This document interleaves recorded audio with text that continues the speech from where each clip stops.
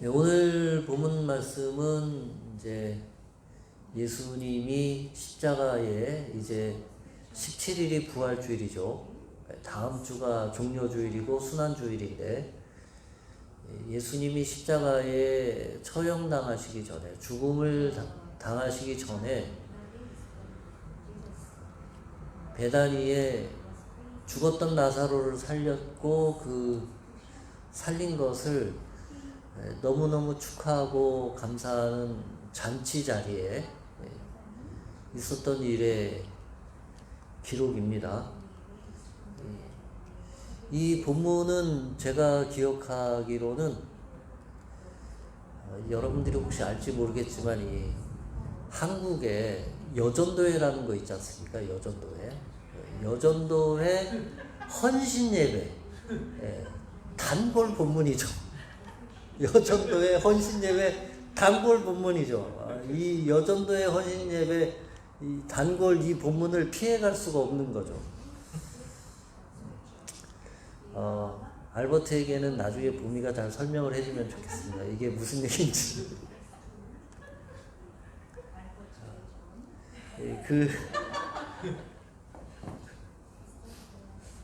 그 본문인데 사실 또 본문을 자세히 들여다보면 굉장히 긴박한 순간이에요.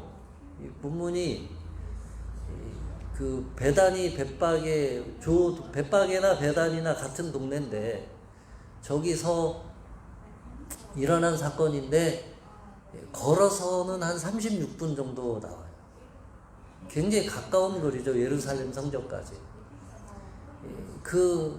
오늘 본문이 12장인데 그 바로 앞에 11장에 요한이 이런 지리 정보를 우리에게 주고 있습니다. 어떤 지리 정보냐면 베다니는 예루살렘에서 가깝기가 한 5리쯤 되네. 이 지리 정보를 준 이유는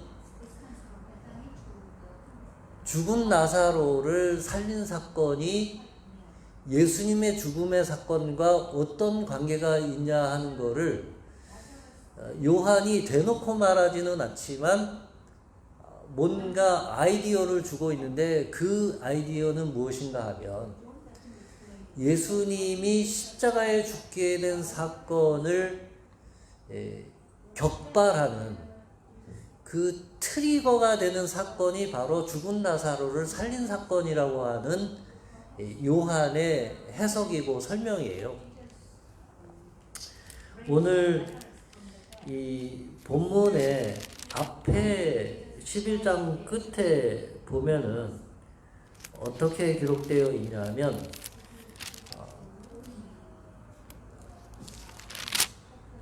54절부터 보시면 그러므로 예수께서 다시 유대인 가운데 드러나게 다니지 아니하시고 거기를 떠나 빈들 가까운 곳에 에브라임이라는 동네에 가서 제자들과 함께 머무십니다. 유대인의 유월절이 가까움에 많은 사람이 자기를 성결하게 하기 위하여 유월절 전에 시골에서 예루살렘으로 올라갔더니 그들이 예수를 찾으며 성전에 서서 서로 말하되 너희 생각에는 어떠하냐? 그가 명절에 오지 아니하겠느냐 하니 이는 대제사장들과 바리새인들이 누구든지 예수 있는 곳을 알거든 신고하여 잡게 하라 명령하였음이로라. 오늘말로 얘기하냐 하면 수배령이 내린 거죠. 공개 수배. 그 바로 앞에 53절을 보면 이날부터는 그들이 예수를 죽이려고 모의하니라. 요한의 해석이고 설명인데 이날부터니 어느 날이냐 하면 예수님이 죽은 나사로를 살린 날이에요. 그리고 저렇게 가까운 곳에 많은 유대인들이 죽은 나사로가 살아났다는 이야기를 듣고 보러 왔어요. 그리고 그 소문이 예루살렘에 순식간에 퍼져나갔죠. 말하자면 오늘날에 그것이 카톡이 됐든 페이스북이 됐든 인스타그램이 됐든 그게 바이럴하기 시작한 거예요. 저 가까운 거리에서 일어난 사건이 예루살렘 성전에까지 많은 유대인들이 그 이야기들을 보고 전하기 시작했어요. 내가 죽은 나사로를 보았다. 나사로가 다시 살아났다. 내가 눈으로 봤다. 우리 형이 봤다. 옆집 이모가 봤다. 이런 얘기들이 퍼져나가기 시작했고, 그리고 대제사장들과 이 유대인 지도자들은 이날부터 예수를 죽이기로 작정한 것이고, 그런 상황에서 오늘 12장 사건이 일어난 것입니다.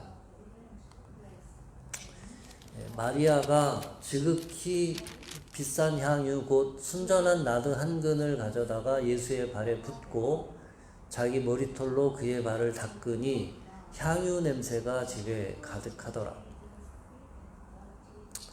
유대인들이 손님을 대접하는 가장 큰 행동은 발을 씻길 물을 내어주고 발을 씻겨주고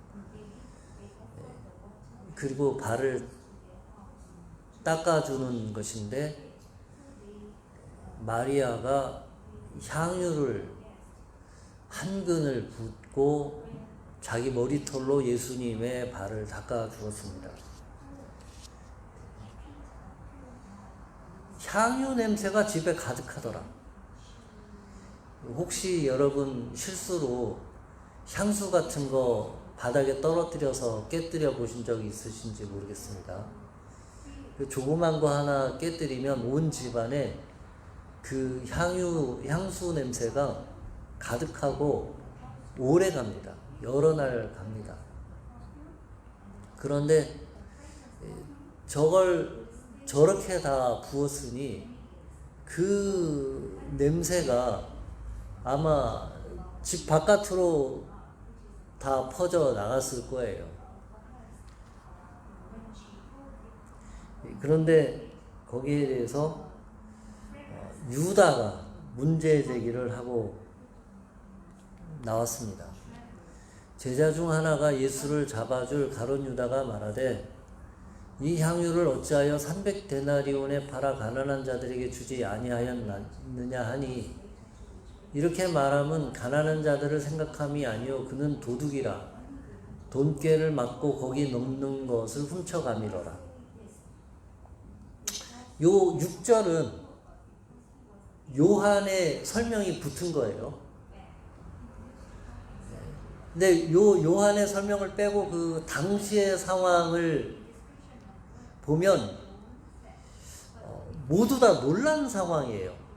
일단 마리아의 행동이 놀랍고, 두 번째 그거에 대해서 예수님이 아무 말도 하지 아니하시고 가만히 마리아의 행동을 그대로 두는 것도 놀라운 장면이고, 그 비싼 향유를 깬 것도 놀라운 장면이고, 아무도 거기에 대해서 말하지 못하고 있는데 유다가 거기에 대해서 말을 한 것도 놀라운 장면이죠. 말하자면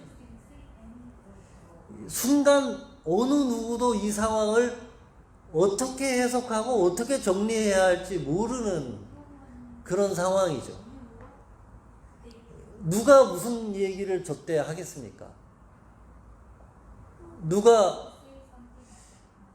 유다와 동조하기도 애매한 상황이고, 그렇다고 유다에게 뭐라고 잘못을 지적하기도 애매한 상황이고, 그렇다고 마리아에게 뭐라고 얘기하기도 어려운 상황이고, 아주 어느 누구도 이 상황에 대해서 명쾌하게 지금 무슨 일이 일어나고 있는지를 얘기할 수 있는 사람이 없습니다. 예수님만이 그 상황을 정확하게 얘기하실 수 있죠. 예수님의 평소의 말씀에 따르면 표면적으로는 유다의 말이 정당성이 있습니다. 그렇죠. 그 비싼 것을 팔아서 가난한 사람들에게 주면 좋지 않겠느냐. 저게 300데나리온이라고 하니까 어느 정도 큰 돈인가 들에 모여있는 5,000명을 물고기 2마리와 보리떡 5개로 먹일 때에 제자 중 하나가 계산을 해서 예수님께 이렇게 말씀했습니다. 여기 있는 5,000명을 먹이는데 200데나리온 정도 듭니다. 그랬어요. 근데 이거는 300데나리온이에요. 5,000명을 먹이고도 남을 큰 돈인데 그 돈을 그냥 한 번에 써버렸어요. 평소 예수님은 저런 낭비를 하지 않는 분이시죠. 물고기 2마리와 보리떡 5개로 5,000명을 먹이시고 나서 예수님이 뭐라고 얘기하셨냐면 남은 음식을 다 걷어라. 버리지 말고. 다 걷어서 12광주리를 걷었어요. 낭비하지 말아라. 그런 분이시죠. 그런데 지금은 이걸 그냥 내버려 두고 계신 거예요. 그러면서 오히려 뭐라고 얘기하셨냐 하면 이렇게 말씀했습니다. 그를 가만두어 나의 장래할 날을 위하여 그것을 간직하게 하라. 가난한 자들은 항상 너희와 함께 있거니와 나는 항상 있지 아니하리라 하시니라. 딱 이 두 말씀으로 모든 상황을 정리하셨습니다. 이 유대인 풍습에 의하면 이제 장례 풍습에 의하면 죽은 시신에 향유를 바르는 그런 풍습이 있는데 예수님은 본인의 죽음을 예견하고 있었고 그리고 유대인 지도자들이 예수님을 죽이려고 모의를 했고 또 그 상황을 예수님만 알고 있었던 것이 아니라 이 예루살렘에 있는 사람들이 속어 수군수군하는 이야기를 들어보면 56절에 너희 생각에는 어떠하냐 그가 명절에 오지 아니하겠느냐 이 얘기는 그 예수에게 수배령이 내려졌는데 그 예수가 예루살렘에 나타날 거냐 안 나타날 거냐 그걸 가지고 서로 이야기를 하고 있는 이런 상황을 보면 이미 예수님이 어떤 운명에 처할 것인지 어떤 상황인지 거의 모든 어른들 또 상황을 아는 사람들은 다 알고 있는 그런 상황인데 그 상황에서 예수님이 이 여인이 하는 것은 나의 장례를 준비하는 것이다. 이렇게 말씀하십니다. 마가복음 16장에 보면은 예수님이 십자가에 죽으시고 나서 안식구 첫날에 여인들이 예수님께 제대로 장례를 향유를 못 바르기 때문에 향유를 준비해서 이 향품을 가지고 시신에 가는 장면이 나옵니다. 마가복음 16장 1절이죠. 안식일이 지남에 막달라 마리아와 야고보의 어머니 마리아와 또 살로메가 가서 예수께 바르기 위하여 향품을 사다 두었다가 가지러 갔다가 빈 무덤을 보고 돌아오게 됩니다. 이 장례식에 있어서 제일 아쉬운 장면이 뭐냐면 부모이든지 자식들이든지 친척들이든지 잘 못해준 거. 살아있을 때 잘 못해준 게 제일 아쉽죠. 그러면 또 장례라도 제대로 좋은 것으로 장례를 치러주고 싶은 게 다 모든 사람의 마음이죠. 이 예수님을 따랐던 사람들에게도 똑같은 마음이 있었던 것 같아요. 그래서 예수님의 장례 절차를 로마 군인들 때문에 제대로 못했으니까 늦게라도 가서 해드리고 싶어서 갔는데 이미 예수님 부활하셨죠. 알고 보면 이 나사로의 여동생 마리아는 이런 상황을 몰랐음에도 불구하고 할 수 있는 가장 최대한을 예수님께 해드린 그런 결과가 되었습니다. 예수님이 그 짧은 생애를 사는 동안에 예수님께 가장 좋은 거를 해드린 사람이 누구냐라고 한다면 이 나사로의 동생 마리아라고 할 수 있겠죠. 그래서 예수님이 가만두어라. 그가 나에게 내가 지금까지 경험해보지 못한 가장 좋은 일을 해주고 있다. 이렇게 말씀하고 있는 것입니다. 유일하게 이 세상에 그 어떤 사람도 예수님께 해드리지 못한 그것을 해드린 사람이 바로 이 나사로의 동생 마리아가 되겠습니다.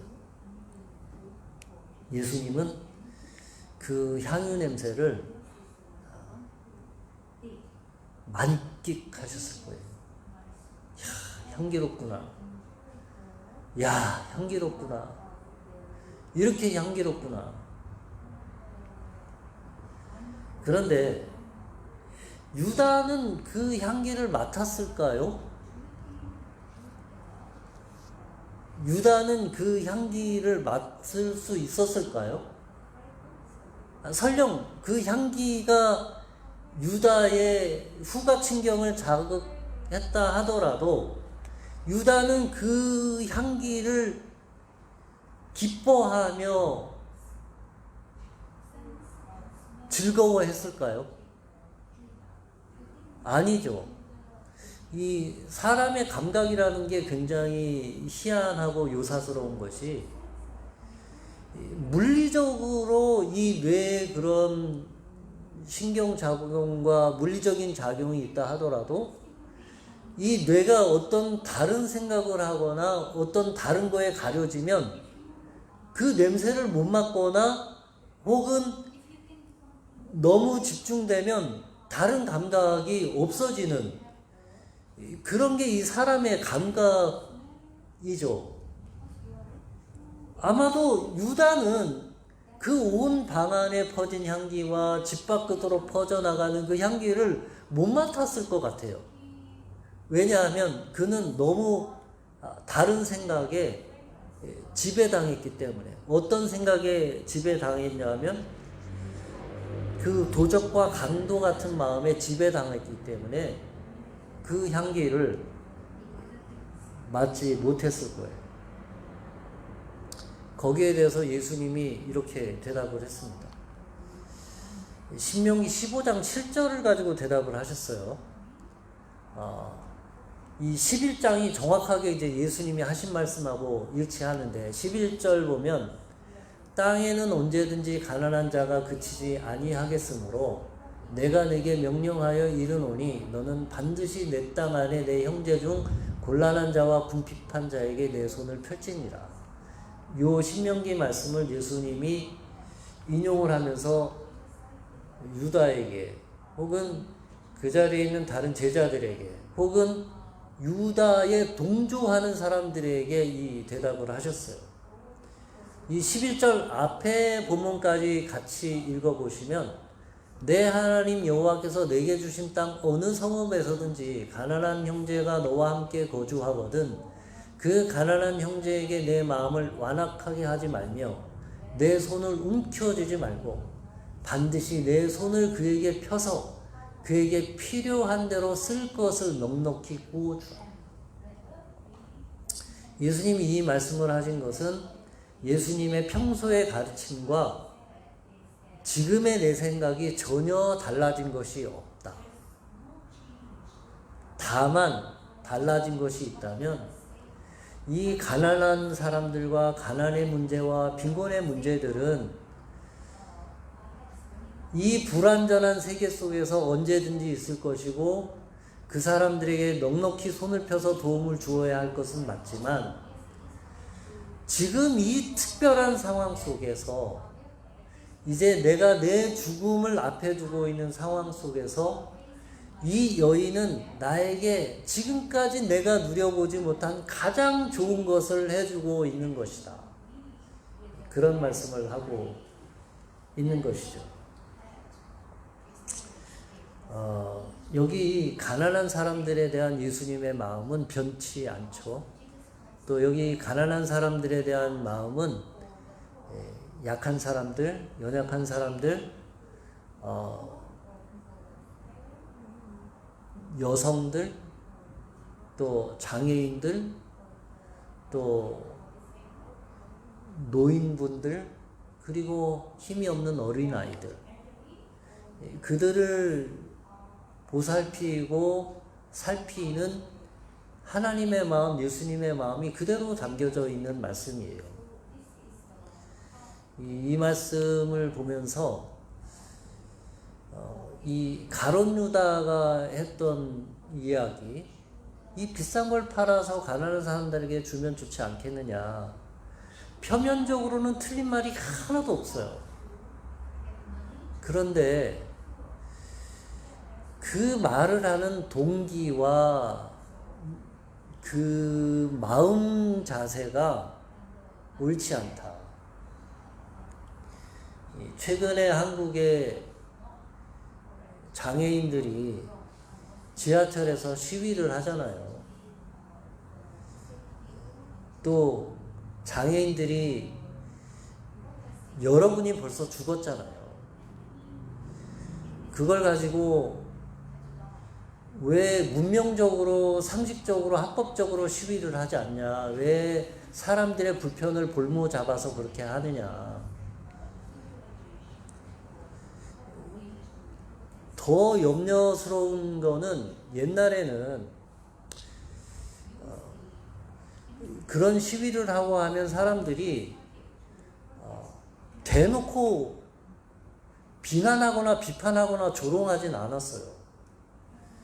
그런데 어느 누구가 그걸, 똑같은 논리죠. 왜 그걸 팔아서 가난한 사람들에게 주지 않느냐 하는 그와 같은 똑같은 논리로 왜 그 시위를 합리적이고 문명적이고 모든 사람이 알아들을 수 있는 방법으로 시위를 하지 않느냐라고 얘기를 하면서 그 근본 문제를 덮어버리는 거고, 그리고 사람들이 대놓고 그 사람들을 비난하고 비판하는 거를 보면서, 적어도 전에는 대놓고 장애인들을 비난하고 왜 그렇게 시위하느냐, 왜 사람들을 불편하게 하느냐, 그렇게 하지는 않았어요.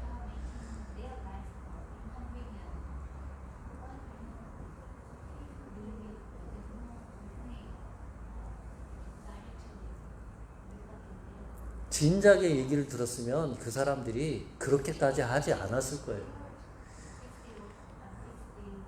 그 우리나라 분들이 그렇게 얘기하잖아요. 결국은 누구 하나는 죽어 나가야 얘기를 듣겠구나. 이게 비문명 사회죠. 누가 죽어 나갈 정도로 얘기를 하지 않아도 그 작은 목소리를 다 들어주는 게 문명 사회인 거죠. 싱가포르는 얼마나 좋습니까? 사람들이 버스를 타려고 하면 운전기사분이 다른 사람을 딱 못하게 하고, 휠체어가 먼저 타게 하고, 안전하게 고정을 하고, 그리고 다른 사람이 타고, 정거장에 멈추면 휠체어에 탄 사람이 가장 먼저 내릴 수 있게 하고, 그분이 안전하게 내린 다음에 그 다음에 나머지 사람들이 내리게 하고, 이 상식적인 게 안 되니까 저렇게 하는 거잖아요. 그분들이 저렇게 시위를 하고 비난을 당하고 조롱을 당해서 시스템이 달라지고 사회가 좋아지면 누가 그 유익을, 혜택을 입느냐? 저라면 저 자신이 남은 인생 동안에 어떻게 장애를 입게 되면 제가 그 혜택을 볼 것이고, 제 형제자매 중에 누가 장애인이 있다면 그분들이 혜택을 보게 될 것이고, 우리 중에 누구라도 살다가 혹은 우리 자녀 중에 장애가 생기면 그 사람들이 다 혜택을 보게 될 거예요. 예수님이라면 이 상황을 뭐라고 얘기하셨을 것인가?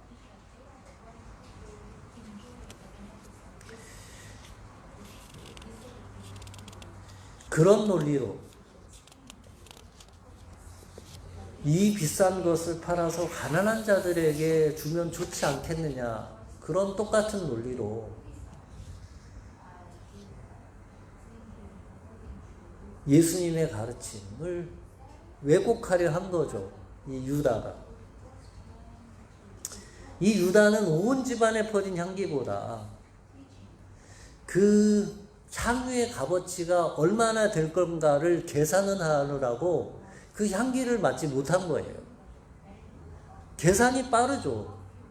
그 순간 순식간에 이게 얼마니까 300데나리온 정도 되겠다. 계산을 한 거죠.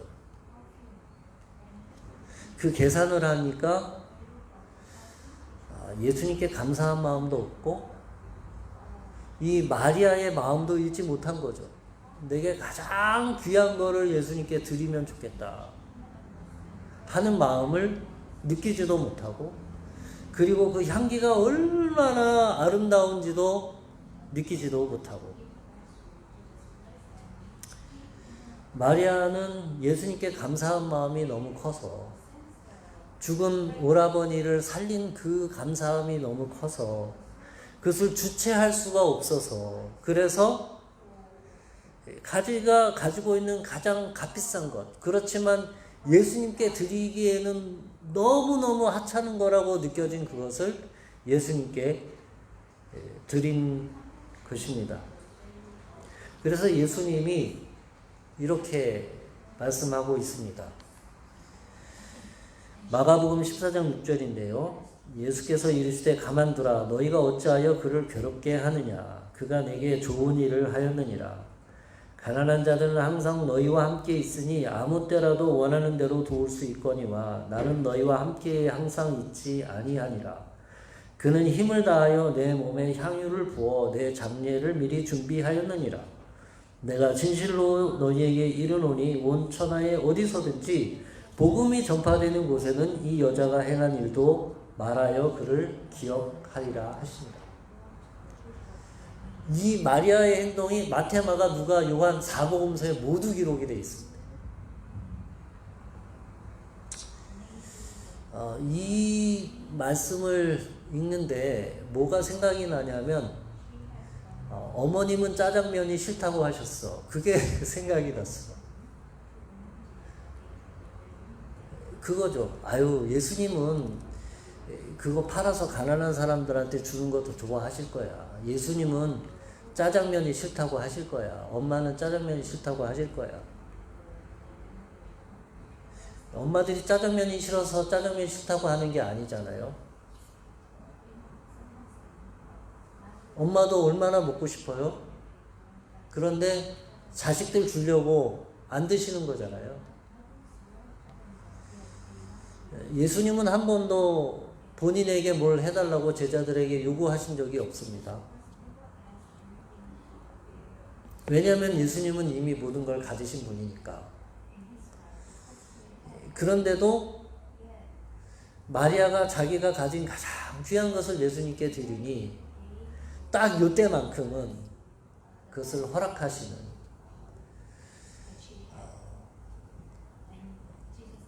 그 인간으로서의 예수님이 자기 죽음을 앞에 두고 내 장례를 예비하여 부어주는 이 향유를, 그 냄새를, 그 향기를 맡으시는 그 기쁨을,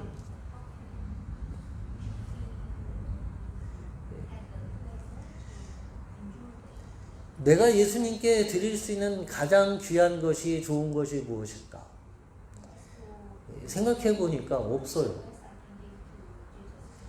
예수님께 드릴 수 있는 게 없어요. 별로 내가 가진 게 없으니까. 그렇지만 다만 나도 저 마리아의 마음을 한번 헤아려 보면 좋겠다. 혹은 혹시 나에게도 저 마리아와 같은 예수님께 주체할 수 없는 감사와 감격의 마음이 조금 있으면 좋겠다. 내가 예수님께 저런 감사와 감격의 마음을 가진 적이 언제쯤 있었을까?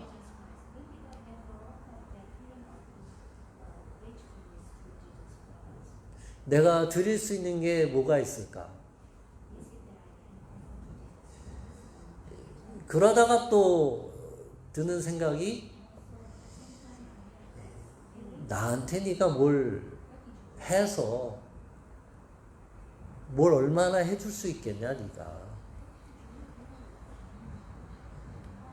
우리가 얼마나 크고 훌륭한 일을 해서, 큰 이벤트를 해서 예수님께 뭘 어떻게 드릴 수 있을까? 거의 없죠. 거의 없어요. 다만 저런 마리아의 마음을 조금 알고 싶은 마음, 그리고 그 예수님과 시간을 조금이라도 같이 보내는 거, 그거면 예수님도 좋아하실 것 같다. 왜냐하면 일주일 내내 내가 예수님 생각을 안 하고 살기 때문에, 내가 내 생각에 요만큼이라고 조금이라도 1분이라도 예수님께 드리지 않기 때문에,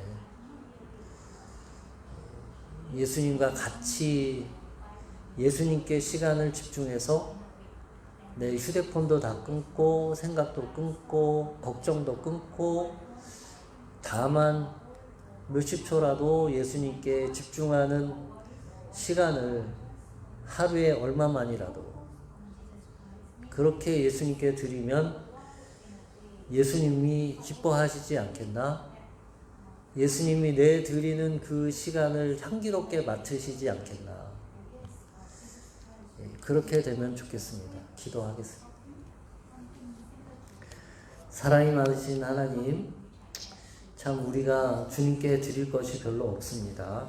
그래도 우리를 사랑하시고 또 뭐든지 우리에게 해주시기를 원하시고, 우리가 잘 되기를 원하시고, 우리가 행복하기를 원하시고, 우리에게 주어진 인생을 기쁘게 살아가기를 원하시는 하나님, 예수님 감사합니다. 나를 위해 모든 것을 내어주신 주님께 나도 조금이라도, 담은 몇 초라도 예수님께 드릴 수 있는 우리 성도님 되도록, 또 우리가 되도록 은혜 주시기를 기도합니다. 예수님 이름으로 기도했습니다.